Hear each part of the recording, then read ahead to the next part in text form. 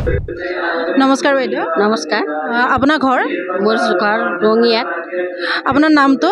মোৰ নাম শ্ৰী সাবিত্ৰী চৌধুৰী। হয়, আপুনি জগতগুৰু তত্ত্বদৰ্শী সন্ত ৰামপাল গুৰু মহাৰাজৰ ওচৰত নাম দীক্ষা লোৱা হৈ আছে নেকি? হয়, মই লৈছোঁ।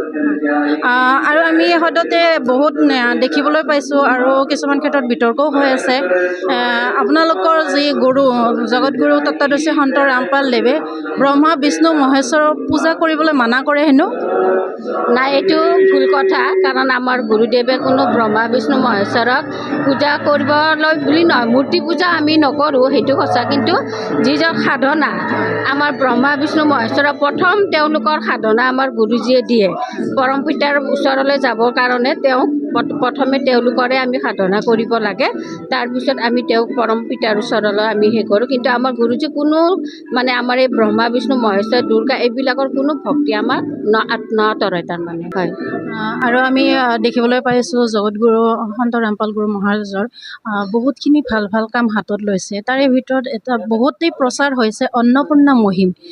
তাৰ বিষয়ে অকণমান আমাৰ এছ এ নিউজ চেনেলৰ দৰ্শকক জনাওকচোন। হয়, এই আমাৰ গুৰুদেৱে যিজন আমাৰ সন্ত ৰামপালজী গুৰু মহাৰাজ, তেখেতে এতিয়া গোটেই আমাৰ অসমত এতিয়ালৈকে বাৰু হোৱা নাই, কিন্তু দিল্লী চবফালে আমি গম পাওঁ যে তেওঁ যিটো মুহিম চলাইছে এই দুখীয়া পৰিয়ালবিলাকক, যিবিলাকে খাব নাপায়, পিন্ধিবলৈ এযোৰা কাপোৰ নাপায়, পঢ়িবলৈ নাপায়, আনকি বেমাৰ হ'লে মেডিকেল তেওঁলোকে দেখা নাপায়, এটা টেবলেট এটা নাপায়। তেওঁলোকক আমাৰ গুৰুজীয়ে যিটো সুবিধা দিছে, আমাৰ চবখিনি তাৰমানে তেওঁ যিটো সহায় কৰি আছে, এই কোনো পৃথিৱীত কোনেও কৰিব নোৱাৰে বুলি মই ভাবোঁ।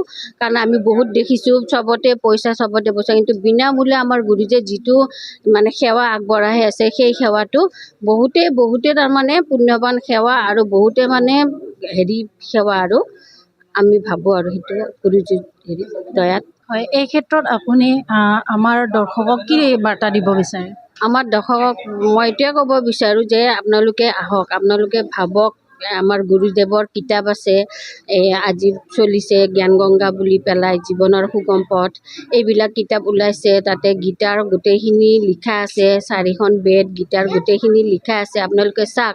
আৰু মেইনলি আমাৰ গুৰুজী যিটো এই 5:30টাৰ পৰা জোনাক চেনেলত আমাৰ অসমবাসীৰ কাৰণে গুৰুদেৱে অসমীয়াতে গোটেই সৎসংগবিলাক ওলাই দিছে, চবখিনি দিছে তাতে আপোনালোকে চাওক। আজি এদিন চাওক, দুদিন চাওক, 1 মাহ 6 মাহ চাওক, চাই পেলাই গোটেইখিনি জানি লওক, বুজি লওক, কিতাপখিনি পঢ়ি লওক, কি আছে তাতে সত্য জ্ঞান বুজি লৈ পেলাই আপোনালোকে আমাৰ গুৰুদেৱৰ চৰণত আহিলে আপোনালোকৰ মুক্তি বা মোক্ষৰ কাৰণে আপোনালোকে আগবাঢ়িব পাৰিব বুলি মই ভাবোঁ আৰু।